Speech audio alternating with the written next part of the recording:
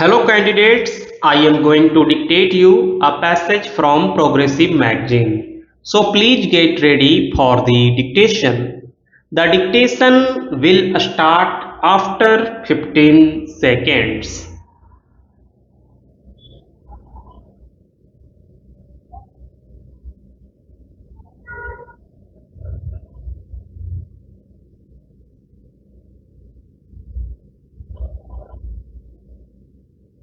This court in JK Private Limited versus New Kesar-e-Hind Spinning and Weaving Company Limited has held that once a winding up order is passed, the assets of the company under liquidation are passed under the control of the liquidator, whose statutory duty is to realize them.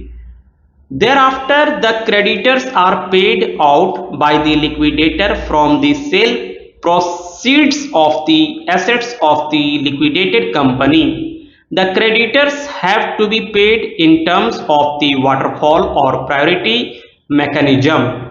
Therefore, payment has to be first made in terms of Section 529 of the Companies Act to overriding preferential creditors, then to preferential creditors in terms of Section 530 of the Companies Act, and lastly, payment has to be made and distributed pari passu among the ordinary or unsecured creditors. This objective and intent is also apparent when we examine the company court rules, as per which the liquidator is to fix a date on or before which all creditors of the company are to prove their debts or claims and to establish any title they may have to priority under Section 530 of the Companies Act.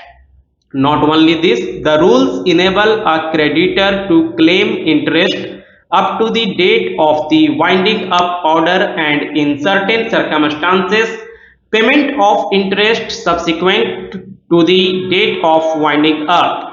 There is, however, an exception to the twofold method, as has been held in Dena Bank versus BP Parekh and Company and others, which we will subsequently elucidate.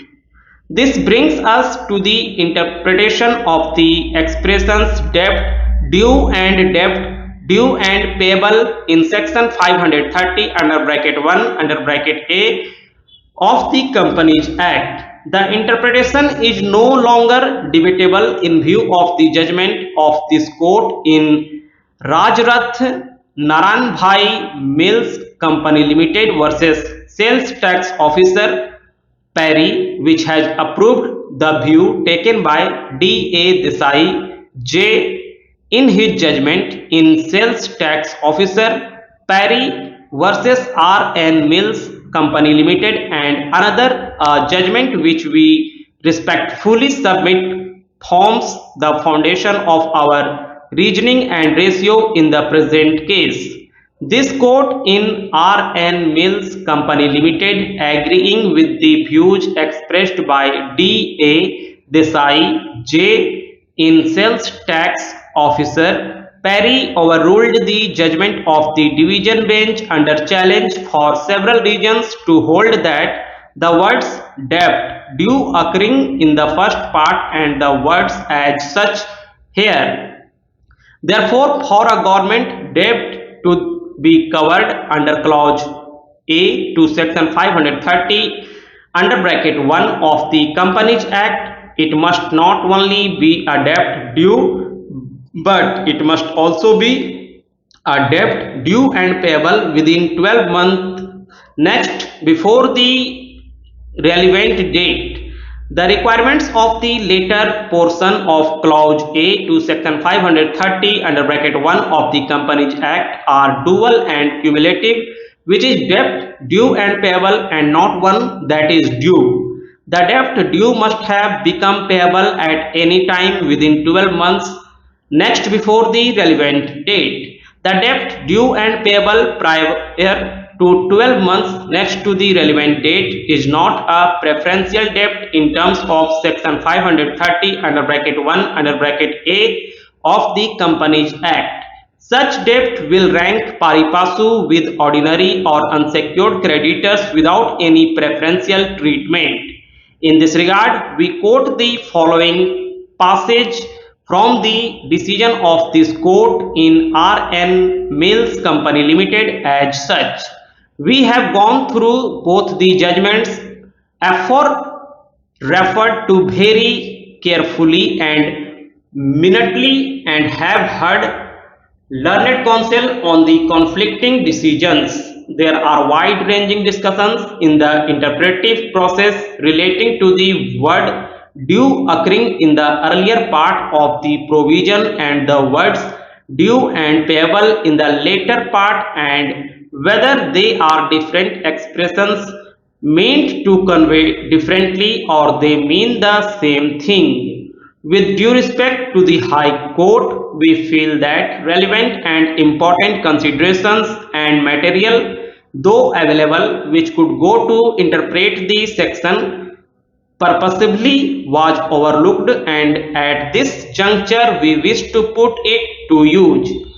In Ramayaj, the Companies Act, it has been noticed that Section 530 of the Companies Act 1956 has been largely recast and amended in the light of the following recommendations of the Company Law Committee in paragraph 218 of their report. In this connection, we should like to refer to a memorandum that we received from the Central Board of Revenue on the question of a priority to be given to Crown demands generally and in particular to areas of income tax, super tax and corporation tax. It was suggested that there should be no time limit for the preferential payment of these Crown debts and that section 230 of the Indian Companies Act should be amended accordingly. The practical difficulty of giving effect to the suggestion is that it would place a great majority of the unsecured creditors of the company at the mercy of the income tax authorities in as much as whatever may be the nature of the security on which they may have lent money.